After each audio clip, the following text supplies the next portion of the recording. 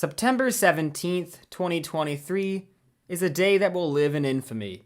Transformers Legacy animated Bumblebee was leaked, prompting a firestorm of discourse across social media. There's a growing notion that Hasbro is struggling to translate Transformers Animated's art style into this Generation 1 inspired aesthetic, while another large subset of people strongly disagree with that sentiment entirely. There are comments saying the late art director of the series, Derrick Wyatt, would have loved the figure, or that the figure was spitting on his grave. Things got ugly pretty quickly.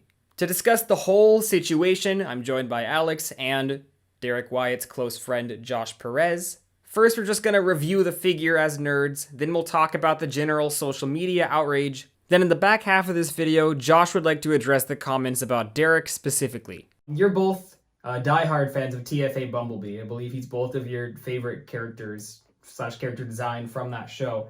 So I'm curious, what are your guys' thoughts on the Legacy Bumblebee that just released? I like him. I like him quite a bit. The biggest issue I have with it is the head. It has it's in a weird stylization limbo to me, where the head's too Legacy for animated and too animated for Legacy. Doing a more stylized animated BG1 head is possible and could look nice. I think what they did's fine. I'll probably buy 3 or 4 of them. That's my main problem. The vehicle mode is weird. The vehicle mode looks straight out of the show, kind of. And then the robot mode is just sort of like G1, but with the animated head. The transformation, it looks like it's not what I was expecting. It reminds me of the activators, like how the roof of the car splits onto the chest and onto the back. This new Legacy Bumblebee is probably going to have more articulation than every animated Bumblebee before it, so that's going to be fun. The holes on the side are sort of ugly, but you could stick like a billion weapons on him, so that's the cool thing about it being in Legacy. You could just combine Junkions with it. I'm looking forward to it. I'll buy one because I'm poor. So me personally, it's like I said on Twitter, I just think it's mid. It's fine. I thought Prowl was fine. I'm not really blown away by how Bumblebee looks, because it just seems like a box to me. It seems like you change a few details, you get Cyberverse Bumblebee, and it doesn't particularly read as animated in my eyes. Some people are like, why are you expecting 1-to-1? Like, I'm definitely not. For example, I've seen fan art online of what Legacy Bumblebee might look like. Someone did several months back, and I think it looks great. Back in 2008, Hasbro did stuff like this. They did that G1-ified Lockdown, and they did that kind of Bayverse-ified Lugnut. And I think those look great, but it's also still kind of hit and miss, because back then the Dirt Boss was just kind of mid. You got the date wrong. It's 2010, not 2008. How embarrassing. Also, that figure is peak. The figure is awesome. Okay, so now I just want to get your thoughts on a handful of tweets as Bumblebee fans. So you guys kind of already touched on it. The head design. Chromatroid is a fantastic artist and you should commission her, and she says, my only real complaint is that the face looks a bit too animated. It doesn't seem to fit the body. While Oreo Glitch / Mika, another fantastic artist, says, it's like B photoshopped his face onto above her body to show off on Autobot Tinder or something. Haxkaskaskix. I mean, yeah, he is super buff. He is super jacked. That is kind of funny. I think if the body tapered a little, if it had a little bit more of a more dynamicness to it, I think that would be nice. It's nice that there's a consensus between all B fans that the head feels like it needs a little more work. I actually do like the animated head. Like my biggest fear was them just making it straight up G1 Bumblebee by accident, and I was like having nightmares. I was like, no, it can't look like that. Panda Chronic says, I think the snake eats its own tail moment of Generations came when the designers of this toy realized you can't fully G1ify animated Bumblebee without turning him into G1 Bumblebee. Chris McFeely as well says, it highlights the fundamental pointlessness of the endeavor. TFA's art style was its entire identity, like absolutely no other TF series ever. If you G1ify animated B, you just get regular Bumblebee. I definitely think it's possible to G1ify it. In fact, that was one of the things that Derrick would ask Alex Milne to do a lot. He loved seeing Alex's take on the animated designs. I think that the designs in animated have so much personality that so long as you keep those personality traits outside of it, that you could have successful translations. I mean, I've drawn a couple of G1-ish animated Bs. I mean, I think it's doable. If you give them a G1 head, like a G1 shaped Bumblebee head, like the hexagonal heads, you've already messed it up, I think. Because B's head is more like a race car driver helmet. So it has more curve to it than G1 Bumblebee's head, which is emphasized on that wide hexagonal bottom. And then the actual design of the body, again, is in animated, it feels more like a uniform or a race car driver's outfit. Armada Hotshot has that same kind of stylization going on.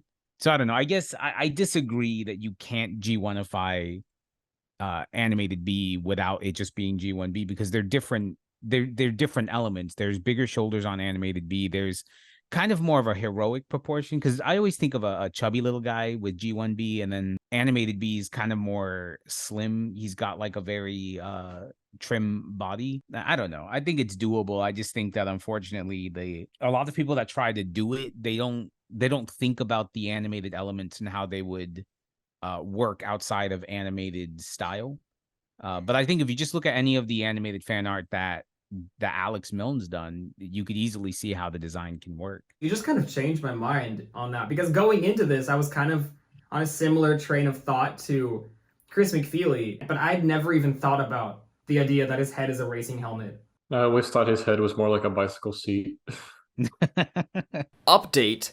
Hasbro just revealed the Legacy Optimus a couple hours ago, and it's incredible, and everyone universally loves it. I sent both of you on DM a picture of a Digibash by Mooney, which is how this Bumblebee could look redone as Chase from Rescue Bots. I'm just curious what you both think of that. I mean, I like it. If anything, it makes me just seeing it in like a different color. One, makes me hope they do a Wasp. Two, makes me hope they do a Cliff Jumper. And then three, makes me hope that they really milk this mold like they've done the Seekers and Sideswipe, because I feel like this could be a very versatile mold. People will get tired of it, I think, but not me. I don't know how much you guys keep up with leaks. I've heard rumors of Wasp, but I'm not sure if they're accurate. Like, they're rumors that he's going to be in the Buzzworthy Bumblebee, like, Target exclusive line. The only one I knew of way in advance was Prowl. Like, before there was any leaks from I was told about him, and I remember mentioning that to Derrick. And Derrick was almost very neutral. He was excited. He's always happy that animated stuff, new animated stuff would happen. But I remember him going something along to like that might be cool. Like nothing else. Which is I hate to jump ahead, but that's why I feel like he'd have words about this B. I think he'd be excited about it, but I think he would absolutely have opinions. From the design, we can kind of transition into discussion of the fan community. Phil says, "It has come to my attention that Hasbro should have never made animated toys. The fan base is too bitchy to handle them when they look exactly as they should." What does that even mean? I do think that there are people that forget that Legacy isn't going to be one-to-one animated. It's a character from an iteration filtered through a specific lens. I think Legacy's done a lot of characters right. I do think that the current toys are a little less impressive than toys used to be because of, cost and parts counts and plastic and whatever. I don't know if I'm misinterpreting the statement at all, because I'm reading it as saying like people are upset that the Legacy animated B doesn't look like animated, like one-to-one animated B. This person is on the side of Legacy. It's just that it's an incredibly like emotional response towards fans that aren't into it, and they're like lashing out by saying like, oh, they should have never touched animated again in the first place, and things like that, if people are going to act like this. I disagree completely. So like I scrolled through basically every single quote tweet, just seeing like kind of what people were saying about them. And I really just don't see any of them as being bitchy. It just seemed like people kind of chatting and giving their opinions the way we are about them. Cause I looked through everything. I spent like more time on Twitter yesterday and today than I have in the last like 4 months. Cause I'm only like, I don't know, like 3 days a month now. I'm not really using it. And I just didn't see, to me, like what seemed like rampant hostility or anger about the figure. And I just feel like this is a thing on Twitter in general, where just kind of like negative people will see pretty generic tweets and will discern them with a negative tone or read them with a negative tone and think that the tweets are angry when I just don't really think that's the case. Yeah, I don't think I saw too many incredibly I don't know, crazy opinions. I just saw people that had, I don't know, just little nitpicks, really. Yeah, I mean the way Twitter operates, it's literally just the G1 hate plague. Just a touch can just set off like a chain reaction of terrible like drama for no reason.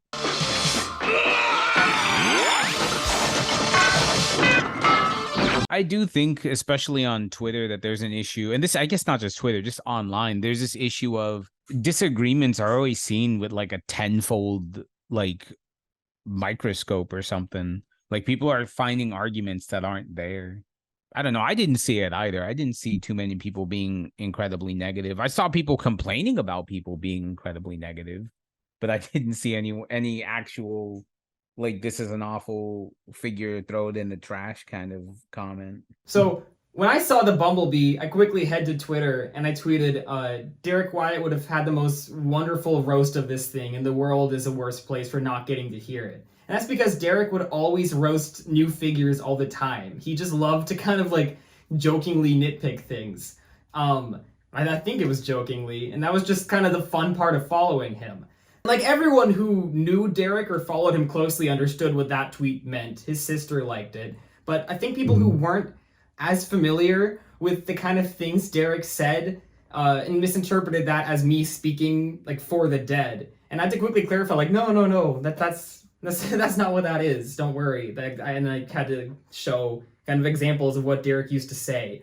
So then, also that day, there was a tweet saying, like, I'm absolutely enraged by the people saying that this toy is spitting on Derrick's grave. And there were several posts saying that. So then I was just curious, so I kind of scrolled through everything on Twitter, Toughwa 2005, and I didn't see anyone anywhere say that. So I actually became like a little worried. I was like, was that a misinterpretation of mine? Oh. I tracked it down to like the first person who said it. I was kind of worried to message him because I thought there was going to be like a 50-50 shot. He'd be like, I'm talking about you, asshole. But like simultaneously, thank God and not thank God, there were people on Discord who said that. That's what he was talking about. There's one Discord comment that says, do you think DJW wants to kill himself, even if he's on heaven? And a second one says, Hasbro's done the spitting on DJW's grave, and we're thankful they haven't pissed on it. Jeez. Those might be both from one person, I'm not sure, but at most. So it seems like the 7 or 8 posts, 10 major posts kind of talking about how they're sick of people saying that the new figure is spitting on Derrick's grave. I think that all rooted down to maybe one person on Discord. I would like to ask your opinion, Josh. You were close friends with Derrick. You guys spoke almost every day. What might have been Derrick's thoughts on this figure, and how do you feel about the spitting on the grave comments? I think the spitting on the grave comments are beyond hyperbolic. I don't think that these are spitting on Derrick's grave. I think people that are saying that, those are people who are speaking for the dead 100%, because I think Derrick would have had words. I think everyone that understood Derrick agrees that Derrick would have had some negativity or just something to say about this. I think he would be happy to see animated continue in any form, just as long as it's not like what the movies did with Lockdown or anything. I keep thinking of the one tweet someone had shared of the Transformers account showing the movie Hot Rod, and it's saying, this ain't no cartoon.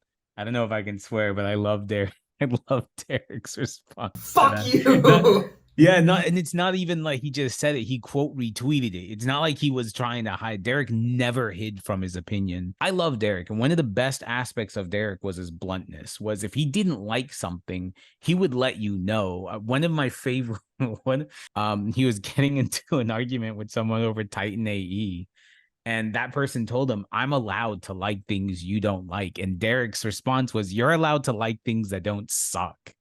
And and I think about that a lot. I've seen Derrick get into actual intense arguments over B specifically with Transformers Animated. If Derrick wasn't involved in the creative process of something animated related, he would have an opinion, like a strong opinion about it, because he would have wanted the execution to be one way or the other. As far as this B is concerned specifically, and maybe even Prowl to that extent, Derrick would have wanted to have been part of the design process, and if he wasn't, there was probably a 60 to 75% chance that he would have as you would say, some fun roasts. People that understand him understand that Derrick was very opinionated and blunt about the things that he didn't like, even if he liked it but didn't like aspects of it. He was very blunt about it, and I think people are choosing to forget that. When it comes to the people that think Derrick would have loved this figure, I think those people are forgetting they didn't see all of Derrick's fun responses to Ben 10 questions, or To whom did Ben lose his virginity? Your mom. we would do streams and people would come in and just start asking Ben 10 questions, and Derrick would just bluntly go, all right, you know what, we're not going to do any more Ben 10 questions because these questions fucking suck. Like, he would be blunt about it. Like, someone would say, you know, oh, I don't know any Ben 10 characters off the top of my head, but you know, they go, does Big Hands, would he drive a car? And Derrick would be like Derrick would say something like, what does that have to do with anything we're doing right now? Because Is we'd be working Professor on Paradox actually Ben from the future or some shit?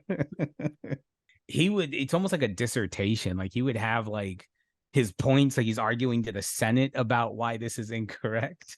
And you're just left there going like, I didn't know we were doing like a proper debate. I didn't. Something else that happened, primarily on the 18th, Derrick's friend Heather Morgan replied to a lot of people to clarify Derrick would have had negative thoughts and mixed feelings about this figure, which prompted a lot of people to go off on her and downright claim she was lying about being his friend. And I just like to state here for the record, there is significant documentation of the fact they were friends. They DM'd all the time, and I've seen many of these DMs. If you use the Twitter advanced search, you can see frequent, regular interactions between them. He tagged her every time he saw a piece of Shattered Glass Sorry art, because she wrote Shattered Glass Sorry's bio with Derrick, and for that she's credited in the Allspark Almanac. And the pitch document with the early animated Season 4 plans that I showed earlier this year were given to me by her. An email that Derrick sent to her as a friend many years ago, then forwarded to me. So Heather had a rough time through this, and I'm just here to state for the record, as a frequent documentarian of a lot of Derrick's statements online, these interactions certainly imply friendship to me. I struggle to see how someone could fail to come to that conclusion. I got into arguments with him. All of his friends got into. I mean, like, it's when you're a nerd passionate about nerd things and you're friends with nerds passionate about nerd things, you're gonna get into arguments. I think this B would have, not an argument, but I think me and Derrick would have probably had a conversation about it if he was still around. Like, he would try to figure out what I liked about it, and then probably tear that opinion to shreds, only to like a couple days later say, all right, he's all right, kind of thing. I don't know. That was another thing he would do sometimes, is he would dislike something, and then like his friends would be able, if you were able to get him to change his opinion, like how Ali and I did for him with Little Caesars, and we got him to change his opinion, but then he talked to us about Little Caesars like he just discovered it. I think he would have enjoyed the figure. He would have bought a couple, clearly. I think he would have bought more of the Auto Troopers before he bought like several Bs. I think he would have enjoyed the figure. I just think that he wasn't part of the design process, and no one that he knew was part of the design process. So he would have a very strong opinion about it. Not even I think. I'm not going to even say I think. I know he would have a strong opinion about it. If Derrick was involved, I think that it would have skewed heavily towards animated. And then those animated figures probably would have been the best figures in the line. I am a little surprised that they didn't contact, at least any of the IDW artists to help out. I don't know why I'm saying I'm surprised, because it's never really been our input. It's just something that I think it would have been neat to have had input from people that specialize in interpreting different styles into their style. On that note, I have, one of his auto troopers here, and then this Bumblebee who's been in my camera frame.